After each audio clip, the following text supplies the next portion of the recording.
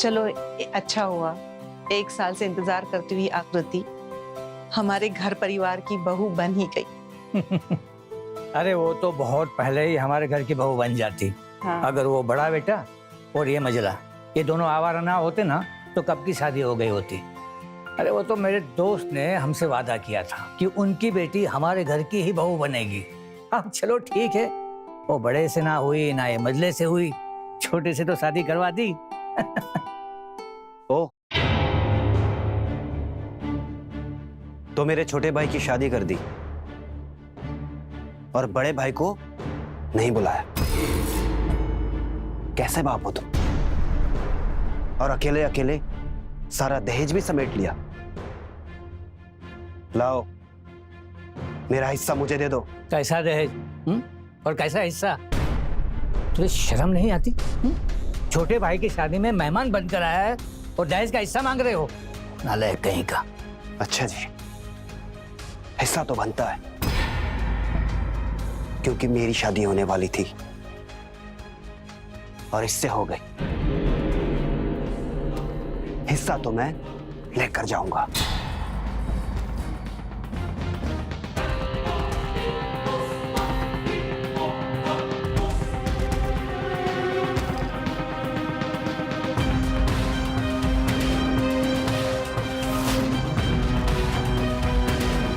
अब क्यों खड़ा है? और क्या चाहिए तुम्हें? दहेज में हिस्सा चाहिए था ना? ले लिए पैसे, चल निकल यहां से। क्या देख रहा है तू? क्या देख रहा है? देख रहा हूं कि अगर तुमने टांग नहीं अड़ाई होती तो आज ये मेरी बीवी होती। मेरी बीवी होती? अरे तू लायक होता तब ना। एक तू और ये मंजरा दोनों गुंडाई पे उतर गए थे ना। ये तो मेरे रहते हुए यहाँ हो नहीं सकता था। एक तो खुद का दोष है और दोषी मुझे ठहरा रहा है। अरे ये तो अच्छा है कि हमारी पंडिताई की वजह से समाज में हमारे घर की इज्जत है, वरना ये और ये दोनों ने तो अपने घर की नाक कटवा दी होती। चल जाए यहाँ से। माहौल खराब करके रख दिया पूरा। अब जाने दीजिए ना, हमारे 2 बेटे ना सही, हमारा राजेश बेटा तो है ना। आज उसकी वजह से इतनी बड़ी खुशी आई है हमारे घर में, बहुत खुशी का माहौल है। चलो ठीक है।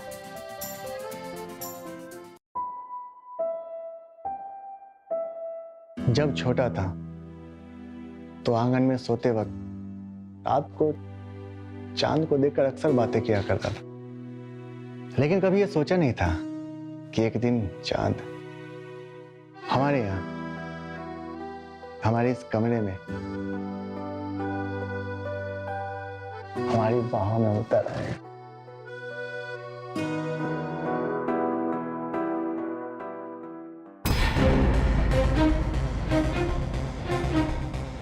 कौन है? क्या हुआ? क्या हुआ आखिर को? वहाँ पे कोई है? कोई तो नहीं है वहां पे। प्लीज देख कर आइए ना, कोई तो है वहाँ पे।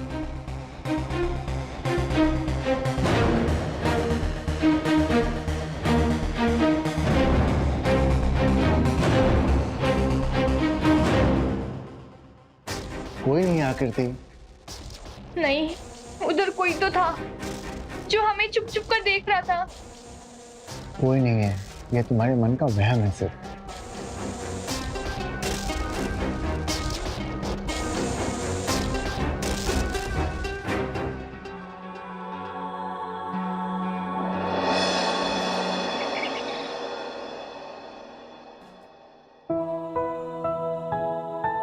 अरे आकृति देख के, संभाल के। अच्छा वो तुम गाड़ी नहीं चला रही थी, नहीं तो सीधा मुझे ठुक के निकल जाती।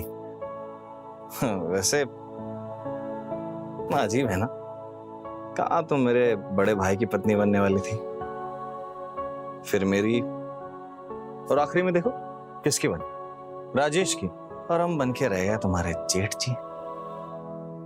चलो, किस्मत के आगे किसकी चलती है? हम भी कुछ और चाहते थे ना। वैसे आपने अपनी बॉडी काफी अच्छी बना के रखी है, थोड़ा अपने छोटे भाई को भी सिखाइए। ओह मैडम, ऐसे नहीं बनती है बॉडी। जिम जाना पड़ता है, डंबल्स उठाने पड़ते हैं रोज, सैकड़ों किलो वजन उठाना पड़ता है, तब बनती है बॉडी। आपके पति से ना हो पाएगा ये। हाँ क्या? हमें यकीन नहीं है। अच्छा, अरे अरे और दिखाओ ताकत। छोड़ी और छोड़ी दिखाओ। मुझे। और दिखाओ ताकत। अगर आपने मेरे साथ कुछ भी करने की कोशिश की ना तो आपके भाई को बता दूंगी, फिर खाना उनसे मार आप। अरे कितनी भी मार पड़े, खूबसूरत लड़कियों के लिए तो मार खाने के लिए हमेशा तैयार रहते हैं। ओके, तो आने दो तुम्हारे भाई को, फिर देखती हूँ कितने मार खाते हो।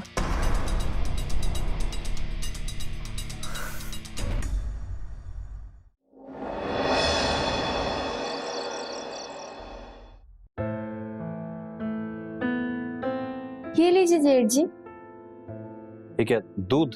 दूध नहीं पीता मैं। अरे दूध में ताकत होती है और आपको ताकत की सख्त जरूरत है।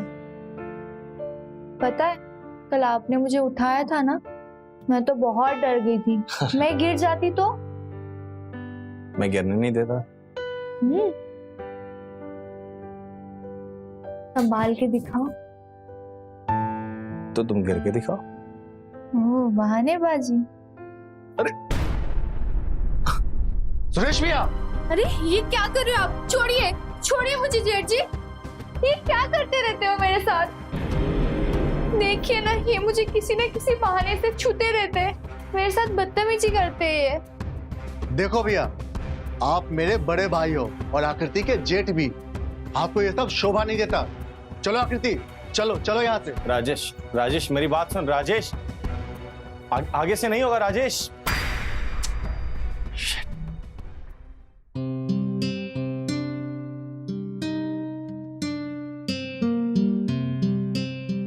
अच्छा सुनो, मेरा बड़ा भाई सुरेश तुम्हारे साथ कोई ज्यादा बदतमीजी तो नहीं करता? ओहो, आपके दिमाग में अभी तक वही बात घूम रही है कि आप मुझ पे शक तो नहीं करते हो ना? अरे ऐसी बात नहीं है, मैं तो बस जानना चाहता हूँ ताकि अगर वो कुछ बदतमीजी करे तो मैं उसे समझा सकूं, ताकि कल को बात बढ़े ना। अगर ऐसी कोई भी बात रहेगी ना तो मैं आपको बता दूंगी, और आपको कुछ ऐसी बात पता चले ना तो आप उनको समझा देना। और बाकी तो मुझे मेरी लिमिट्स पता है। बस मैं एक ही इंसान के लिए अनलिमिटेड हूँ, वो आप।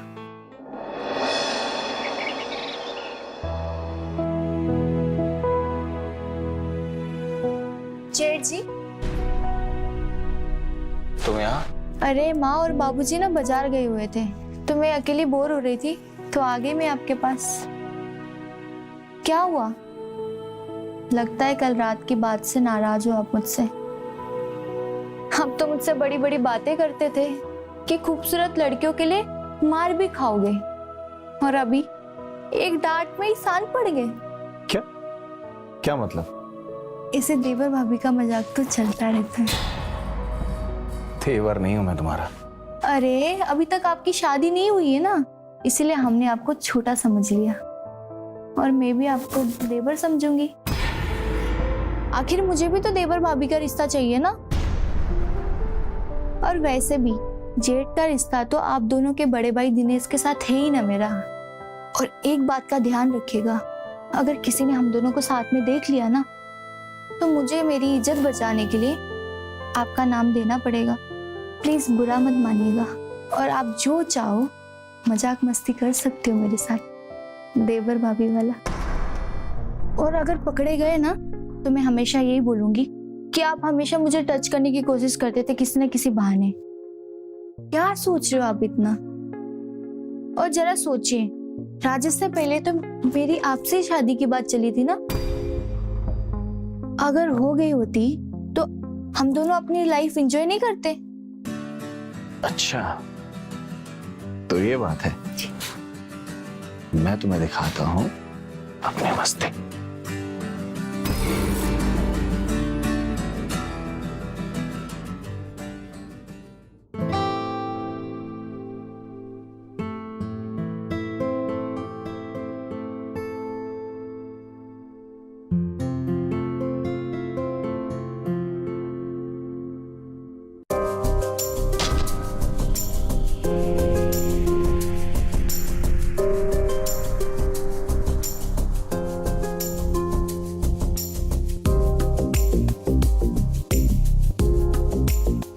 बहू,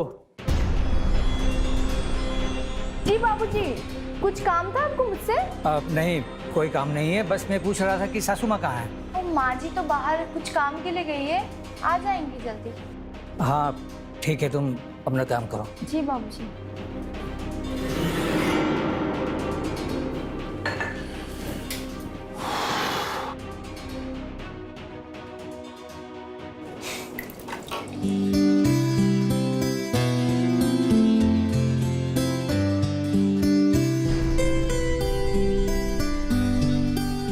जेठ जी,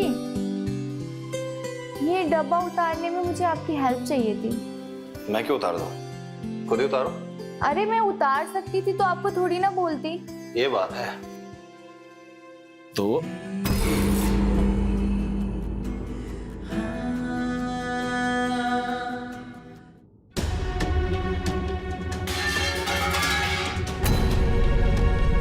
अरे सॉरी जेठ जी, आप तो मेरा डब्बा उतारने में हेल्प कर रहे थे, मेरे हाथ से डब्बा ही स्लिप हो गया। सुरेश, तू यहाँ क्या कर रहा है? मैं बाबूजी, मैं पानी पीने आया था। ये आकृति कहने लगी वो मसाले का डब्बा उतारवा दो, तो मैं बस वही हेल्प करने लगा। आकृति जब नहीं उतार पाती तो डब्बा नीचे रखो। क्यों बाबूजी? जी। मैं चलता हूँ।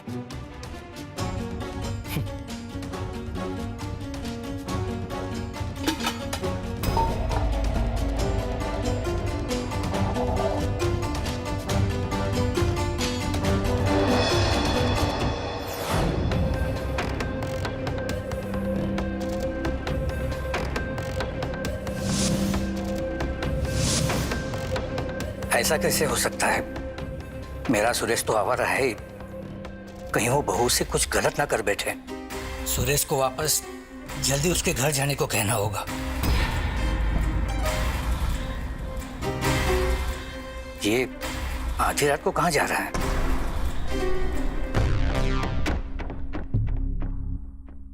अरे अचानक कहाँ जा रहे हैं आप? कुछ नहीं, तुम सो जाओ, मैं आ रहा हूं।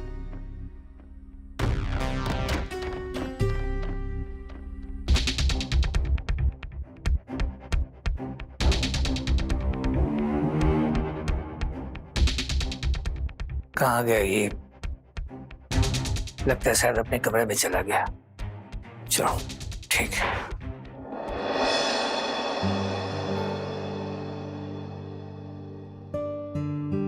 अरे जेठ जी, आप यहाँ पे? वो क्या है ना कि राजेश वो तो नाइट ड्यूटी पे गया है और तुम भी यहाँ नहीं हो, तो मैंने सोचा अगर तुम्हें कुछ चीज की जरूरत हो तो। अच्छा हुआ जेठ जी आप आ गए। वो क्या है ना, मुझे नई जगह पे ना अकेले में बहुत डर लगता है रात को। अकेली कहाँ हो तुम? मैं हूं ना तुम्हारे साथ। अरे आप तो थोड़ी देर ही रहोगे ना मेरे साथ, मुझे तो आधी रात के बाद डर लगता है। मैं तुम्हारे साथ पूरी रात रहूंगा।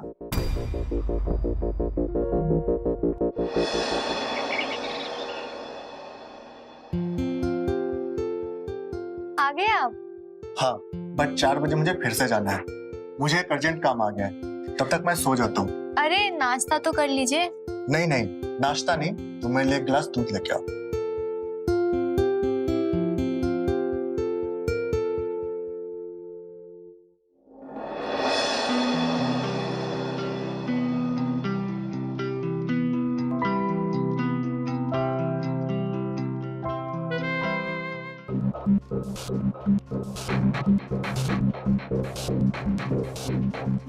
कहीं राजेश तो नहीं आ गया? क्या हुआ सुरेश, यहाँ क्या कर रहे हो? मैं वो आकृति को नाश्ते के लिए बुलाने आया था। क्यों? नाश्ते के लिए माँ से नहीं कर सकता था? अरे राजेश नाइट ड्यूटी करके आया है, तो बहू उसकी देखभाल करे या तुम्हारी सेवा? अजी क्या ऐसे आवारा बोलते रहते हो आप? हाँ, घर में नई नई बहू आई है, आप उसे आवारा कहोगे तो वो भी कहने लगेगी। चल बेटा, मैं तुझे नाश्ता देती हूँ, आ जा। नहीं करना नाश्ता, आप करो नाश्ता और इन्हें कराओ। नहीं करना है तो रहने दो। देख रहा है इसके तेवर, बड़ी तरफदारी करती हो ना इसकी। ये आवारा है, आवारा ही रहेगा, कभी नहीं सुधरेगा ये।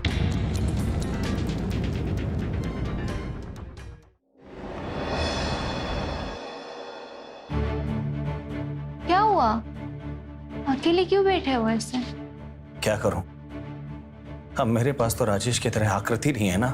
अरे ये क्या कह रहे हो? आकृति तो तुम्हारे पास है ना, देखो है ना तुम्हारे पास। आकृति अभी मुझसे सहन नहीं होता। तुम दिन में भी राजेश के साथ, रात को भी राजेश के साथ। से ख्याल सहन नहीं होता मुझे, मेरे मन में चुभन सी होती है। अब सहन तो करना ही पड़ेगा ना, क्योंकि समाज ने उनका और मेरा रिश्ता ऐसा बनाया है कि हमें दिन रात साथ में ही रहना है। आकृति, रिश्ते बदल भी सकते हैं ना। हाँ, रिश्ते टूट भी सकते हैं। तुम कुछ भी ऐसा करो या मुझसे कहो कि मैं ऐसा कुछ करूं जिससे मैं जब चाहूं अपनी आकृति से मिल सकूं। इतना चाहने लगे हो मुझे? खुद से भी ज्यादा। तो फिर एक रास्ता है, अगर तुम कर सकते हो तो। मैं करूंगा, सब कुछ करूंगा, तुम बस बोलो।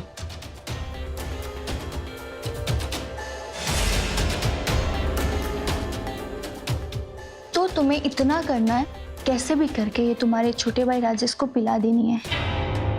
इसका असर 2-3 घंटे बाद इंसानों पे चढ़ता है। जब राजेश ऑफिस से लंच के लिए घर पर आएंगे, तब उन पर पूरी तरीके से नशा चढ़ जाएगा और नशे की हाल में बाइक का एक्सीडेंट हो जाएगा और एक्सीडेंट में मर जाएंगे तो उसमें आपका नाम भी नहीं आएगा और हमारे मिलने का रास्ता साफ।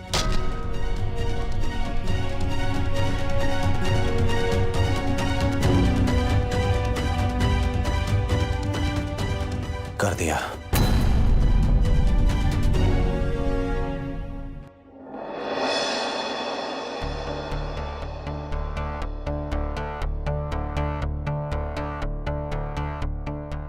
ऑफिस की पूरी तैयारी हो गई? हाँ, सभी फाइल्स मैंने रख लिए हैं और जरूरी कागज भी, और भूलने जैसी कोई बात भी नहीं है। बाकी रह गई तो टिफिन, वो कहाँ है? आज तो मैं आपको टिफिन नहीं देने वाली। क्यों? हमारी नई नई शादी हुई है। जब लोगों की नई नई शादी होती है तो 15 डेज की छुट्टी लेके घूमने जाते हैं। मेरे लिए ऑफिस के लंच ब्रेक में 15 मिनट के लिए घर भी नहीं आ सकते। मैं आपकी नई नवेली दुल्हन हूँ। अच्छा, तो अब मुझे लंच के साथ साथ मीठा भी मिलेगा?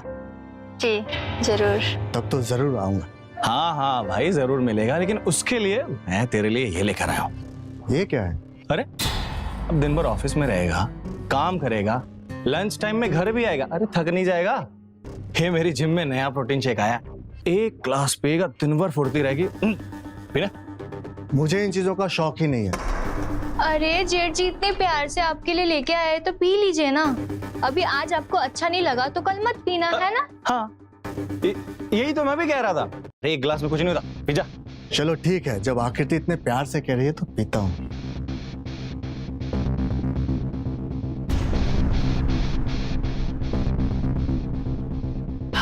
अरे ये हुई ना बात। ओके, बाय आकृति, दोपहर मिलते हैं लंच टाइम पे। जी, ध्यान रखिएगा अपना।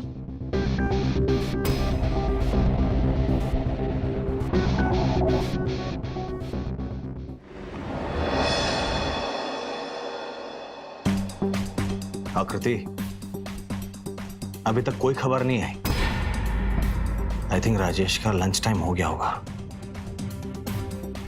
ये तुम्हारी दवा ये असर तो करेगी ना?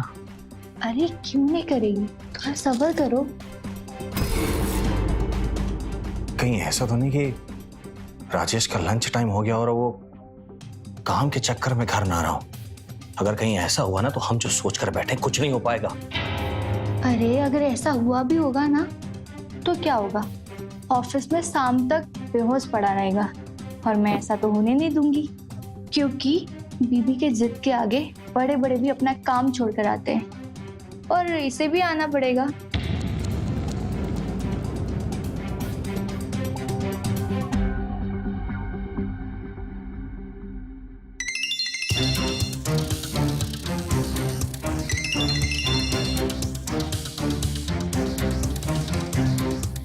इतना प्यार करते हो मुझसे? हाँ, तुम्हें क्या, तुम्हें तो मेरी और मेरी प्यार की फिक्र ही नहीं है। लंच टाइम हो गया और अभी तक तुम आए ही नहीं। अरे बाबा, आज ऑफिस में बहुत ज्यादा काम था।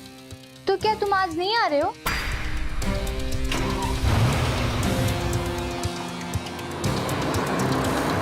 देखो, मैं कुछ नहीं जानती। तुम्हें तो आज कैसे भी आना ही होगा घर पे। यस माय डार्लिंग, बस निकल चुका हूँ मैं, बाइक पे हूँ, समझो बस पहुंच ही गया। मतलब तुम निकल चुके हो? Thank you so much. Yes my darling, मैं निकल चुका हूँ, समझो बस पहुंच ही गया।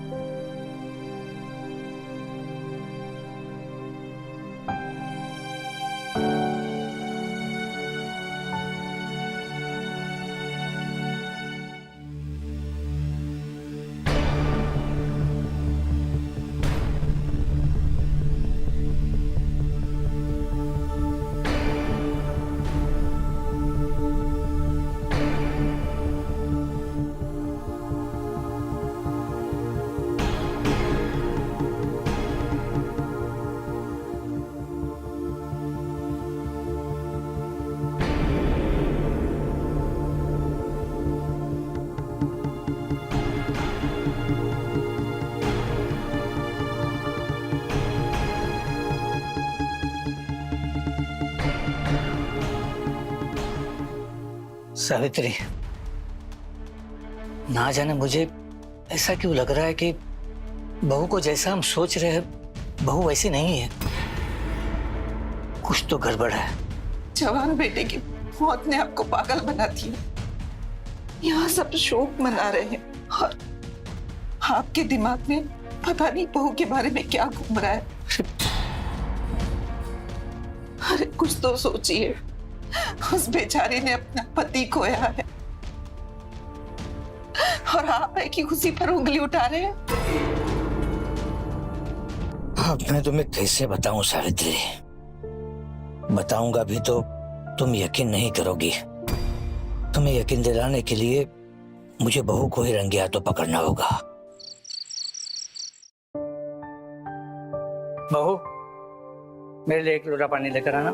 जी बाबूजी।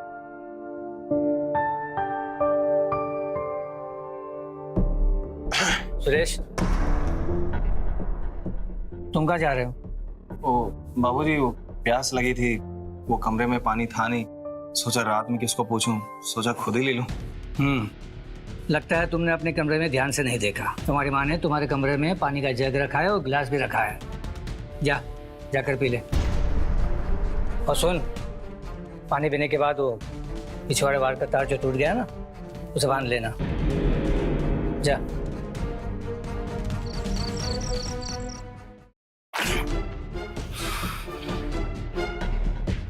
कहाँ थे आप?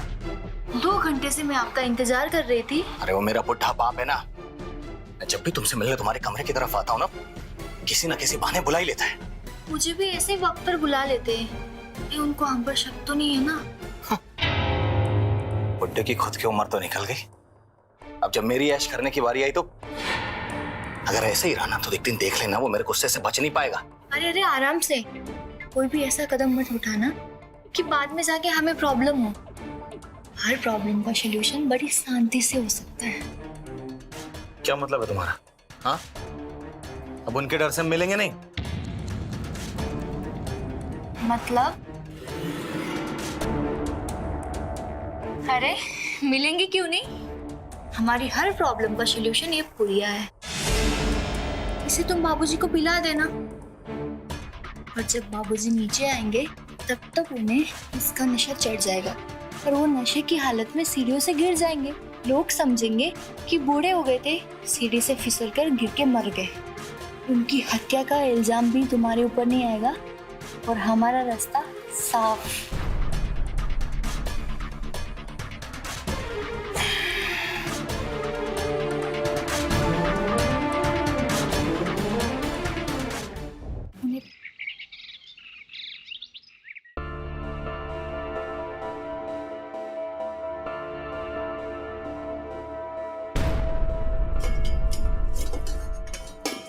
अरे बहू, नाश्ता तैयार हो गया क्या बेटा? अरे सावित्री, नाश्ता रहने दो। मैं जाकर आता हूँ, बाद में नाश्ता कर लूंगा। अजी कहाँ जा रहे सवेरे सवेरे आप? लो कर लो बात। तुम तो ऐसे पूछ रही हो जैसे कि मैं पहली बार कहीं जा रहा हूँ। भाई बंगलों के टेरेस पे जा रहा हूँ, टहल के आता हूँ, और क्या। कल आपको मैंने मना किया था ना टेरेस पर जाने के लिए। आपके घुटनों में तकलीफ है ना, दर्द होता है ना। कल डॉक्टर ने भी आपको मना किया है ना सीढ़ियाँ ऊपर नीचे उतरने से। अरे भाई डॉक्टर तो कहता रहता है, मेरे घुटनों में कोई दर्द नहीं है। पापा टेरेस पर वॉक करने जा रहे हैं, यही मौका है। उन्हें पिला दो पूरिया और अपना रास्ता साफ कर लो। चलिए आप लॉन में चलिए, वहीं टहल लेना। मुझे पेड़ों को पानी भी देना है। अरे भाई जिद मत किया करो, जाकर आता हूँ, बोला ना मैंने। लगता है ये बुढ़िया आज का प्लान बिगाड़ेगी। प्लान नहीं बिगड़ना चाहिए। जाओ जाके संभालो, लो जाओ। अरे माँ, बाहर क्यों जाएंगे टहलने? अरे घर में इतना बड़ा टेरेस है ना।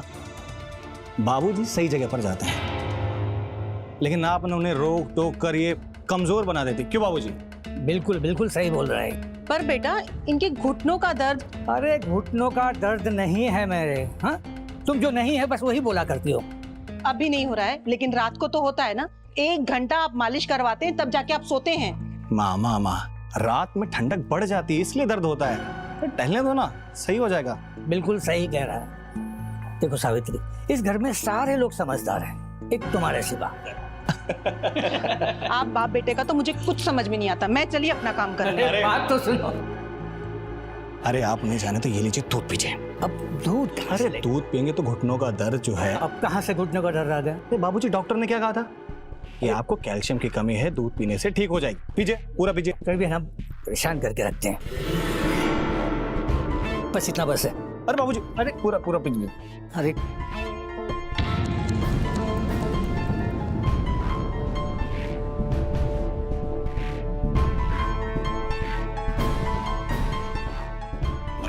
लो, पूरा कर दिया। थैंक यू पापा, थैंक यू। अच्छा तुम जाकर। हाँ, ठीक है।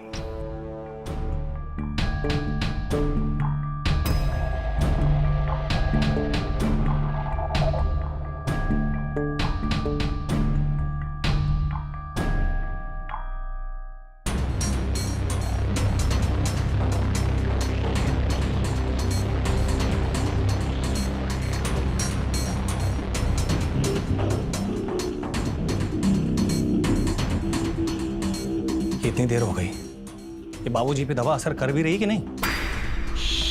आराम से बोलो, दीवारों के भी कान होते हैं। अब हमारा प्लान खाली नहीं जाएगा, देख लेना। क्या खा लेनी जाएगा? अरे अब तक कुछ नहीं हुआ। आराम से बोलो, दीवारों के भी कान होते हैं। अरे तो इतनी देर हो गई, कुछ तो होना चाहिए था ना। रुको ना थोड़ी देर।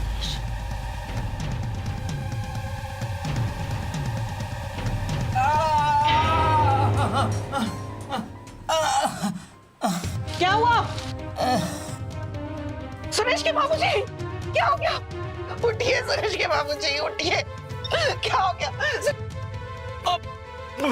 बाबूजी, बाबूजी क्या हो गया? बाबूजी, बाबूजी, बाबूजी कुछ बोले। बाबूजी सब तो ठीक था, मेरा चाहिए क्या हुआ? बाबूजी बोले। पता नहीं क्या हो गया बाबूजी को। बाबूजी बोले। बाबूजी सुरेश तू जा, डॉक्टर को बुला जल्दी। हाँ जल्दी डॉक्टर बुला। क्या हो गया बाबूजी को? माँ जी संभालिए खुद को, संभालिए।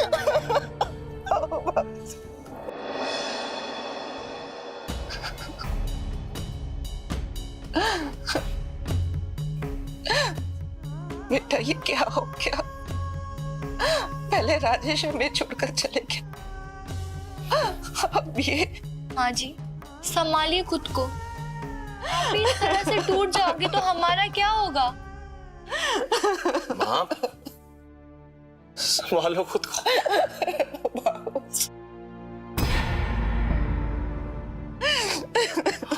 माँ जी संभालिए खुद को। आकृति लेके जाओ। चलिए माँ जी।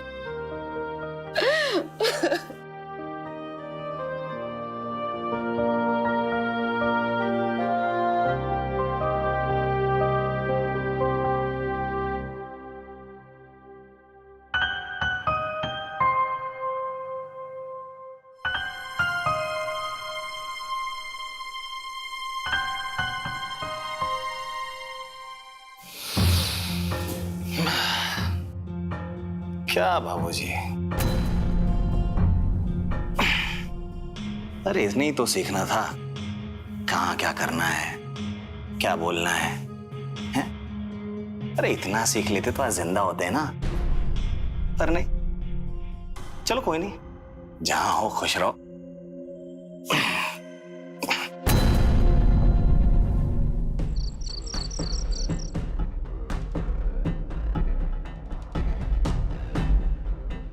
अरे सुरेश बेटा, कहाँ जा रहे हो तुम?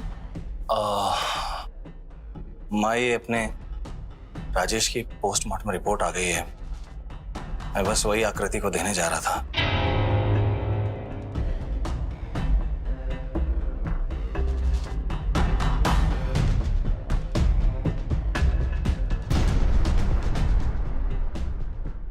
सुमित्रा, तुम खुद ही सोचो, आखिर एक औरत बार बार क्यों किसी पराये मर्द को माफ करेगी? या अगर पता चलेगा कि वो ऐसा है तो वो क्यों उसके आसपास भटकेगी? जबकि बहू तो बहू को जैसा हम सोच रहे हैं, बहू वैसी नहीं है। कहीं इनका शक सही तो नहीं था?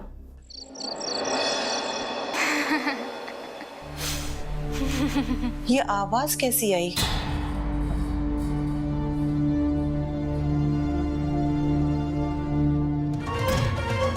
सुरेश, छोड़िए जेठ जी, मुझे छोड़िए।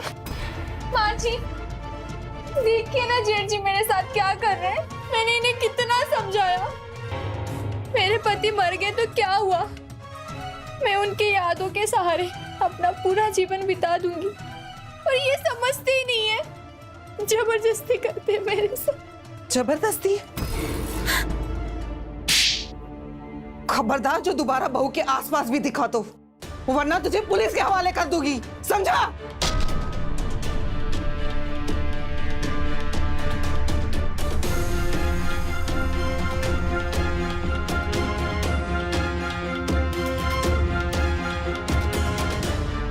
सासू माँ,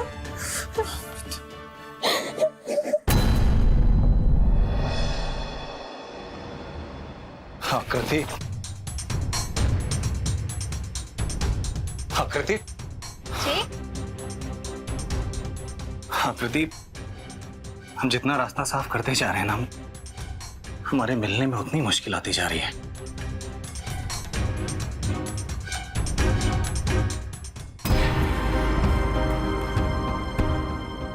ये क्या कर रहे हो? अभी रात को ही माँ जी ने आपको डांटा था ना, फिर भी आप मेरे पीछे पीछे आ गए। समाज में अपने परिवार के खातिर मैं चुप हूँ, वरना मैं भी शोर मचा सकती हूँ। मचाओ बहू, शोर मचाओ, ताकि लोगों को भी पता चले कि हमारे परिवार में ये सिर्फ आवारा ही नहीं बल्कि बहुत बड़ा पापी है, जो अपने छोटे भाई की बहू के साथ ही जबरदस्ती करने की कोशिश करता है। अरे तुम मर क्यों नहीं जाता? कहीं जाके और जगह मुंह काला क्यों नहीं कर लेता अपना?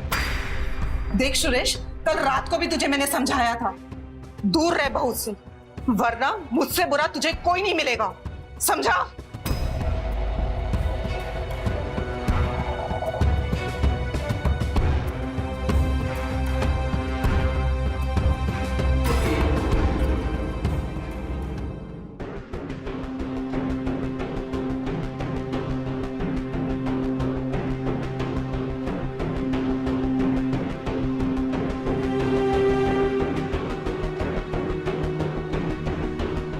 अरे आओ ना।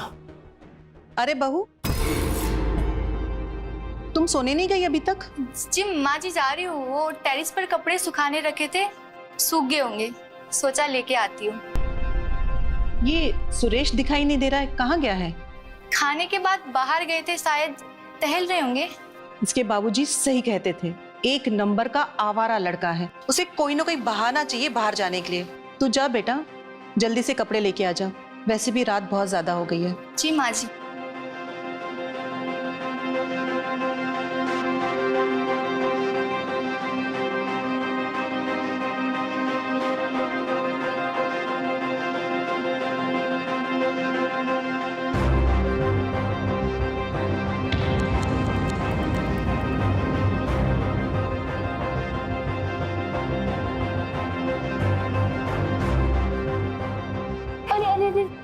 जाएगा।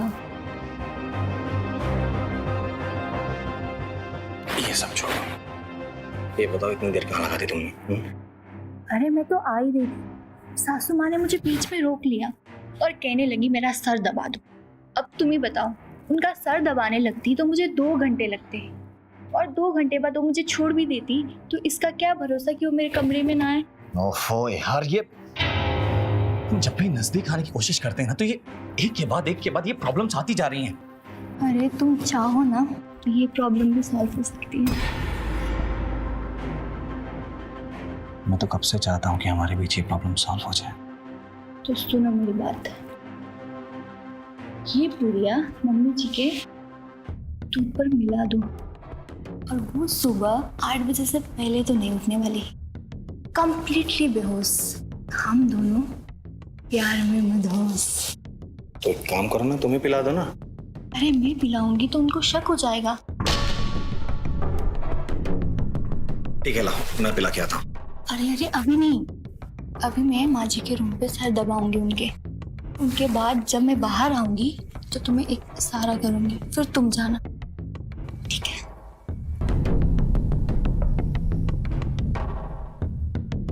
बाकी का तुम्हारे पास रखो, कल भी हमें काम आएगा। अब तो हमारी हर रात रंगीन।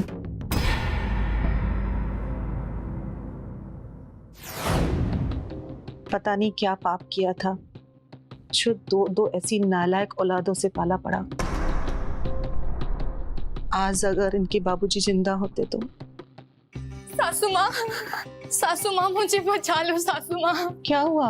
आज रात को जेठ जी आपको नींद की दवा का दूध पिला के सुलाने वाले हैं और वो मेरे कमरे में आएंगे। उसके बाद प्लीज मुझे बचा लो प्लीज। तुम्हें कैसे पता ये सब? वो अपने किसी दोस्त से बात कर रहे थे और मैंने सुन लिया। इतना गिर चुका है सुरेश। अच्छा हुआ बेटा जो तुमने मुझे बता दिया। तुम फिक्र मत करो, वो तुम्हें कुछ भी नहीं कर पाएगा। उसे दूध देने दो मुझे, मैं दूध नहीं पीऊंगी। हाँ, तू जा अपने रूम में जाके आराम कर। ठीक है माँ जी। तू जा।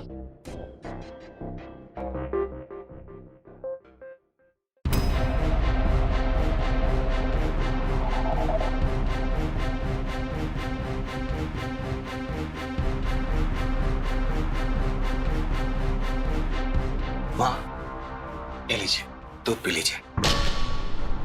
ये मैं स्पेशल अपनी माँ के लिए बनाकर लाया हूँ, लीजिए ना। पता है, वैसे तो तू कभी दूध बनाता नहीं है, आज बनाया है तो कुछ स्पेशल ही होगा। आप दूध पी लीजिए, मैं चलता हूँ। हाँ बेटा।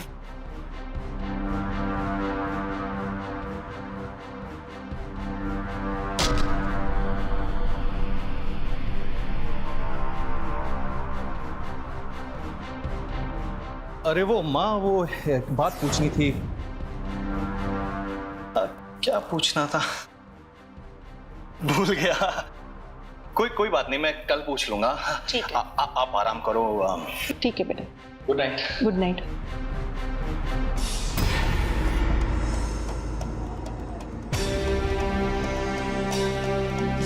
भले ही तू कल का पूछने के लिए कहकर गया है, लेकिन मैं आज ही आ रही हूं तुझे जवाब देने।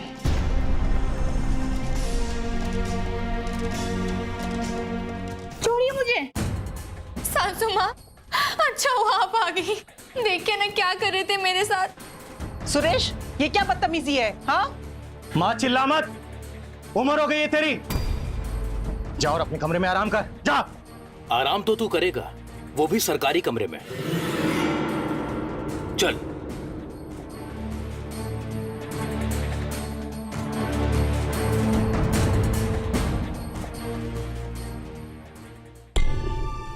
ये तूने ठीक नहीं किया माँ, ठीक नहीं किया। अबे चुप। माँ ने नहीं, बहू ने तेरे खिलाफ कंप्लेन की थी, उसी ने बुलाया है। आकृति ने? इंस्पेक्टर साहब, एक बार बस आप मेरी बात मेरी माँ से करा दीजिए प्लीज। एक बार, कुछ गलतफहमी हुई, मैं क्लियर कर सकता हूँ प्लीज। अबे चुप। इंस्पेक्टर साहब प्लीज मेरी बात क्या यकीन कीजिए, बस एक बार, एक मौका दीजिए मुझे प्लीज। ठीक है, बुलाता हूँ। Thank you.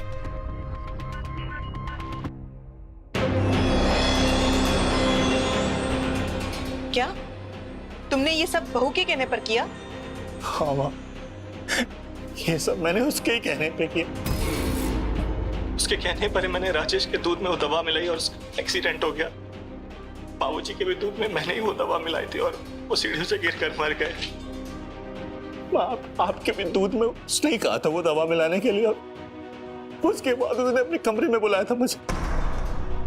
मेरी बात पे यकीन करो माँ, मैंने सब कुछ उसके ही कहने पे किया माँ। सुन लिया इंस्पेक्टर साहब, इस आवारा और झूठे बेटे को इसलिए मैं इसे मिलने के लिए मना कर रही थी आपको, लेकिन आपने मेरी एक नहीं सुनी। माँ, मैंने कुछ नहीं किया। माँ, माँ, एक बार मेरी बात का यकीन कीजिए प्लीज।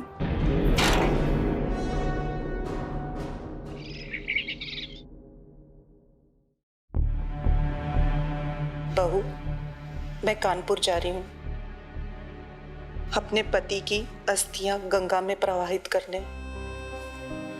इन नालायक औलादों के भरोसे कब तक ये अस्थियां घर में रखी रहेगी?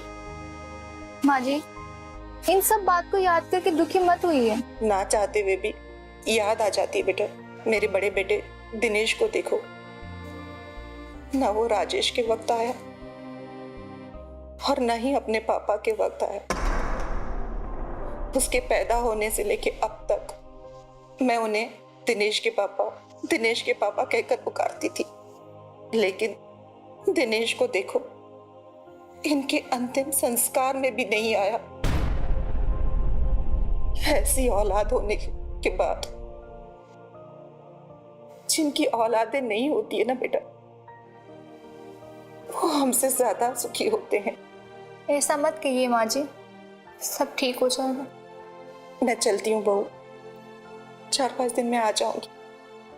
ठीक है माँ जी, मैं आपको स्टेशन तक छोड़ती हूँ, चलिए। नहीं बहू, टैक्सी बुला ली है मैंने, मैं चली जाऊंगी।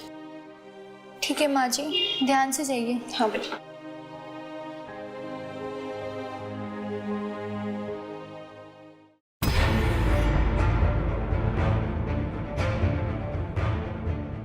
हेलो माँ जी, 3-4 दिनों के लिए कानपुर गई है। अब हमें छुप छुप कर बात करने की कोई जरूरत नहीं है। आज रात को आ जाना। अब तो हमारा ही राज है और हमारा ही रहेगा।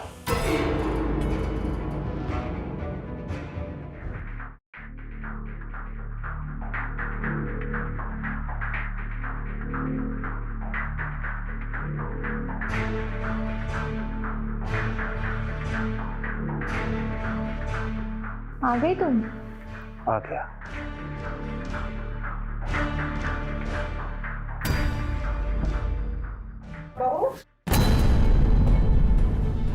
दिनेश तुम्हारे साथ? मैं और दिनेश एक दूसरे से बेइंतहा मोहब्बत करते हैं। मोहब्बत? हाँ माँ, इस घर में सबसे पहले आकृति से मेरी शादी तय हुई थी, लेकिन मुझसे कैंसिल होके और सुरेश से तय कर दी गई। तभी हम दोनों ने मिलकर एक प्लान बनाया। सुरेश की आवारगी के बाद पापा तक पहुंचाई। फिर हमने सोचा कि हमारी शादी हो जाएगी, पर तभी मेरे पापा ने मेरी शादी राजेश से तय करा दी।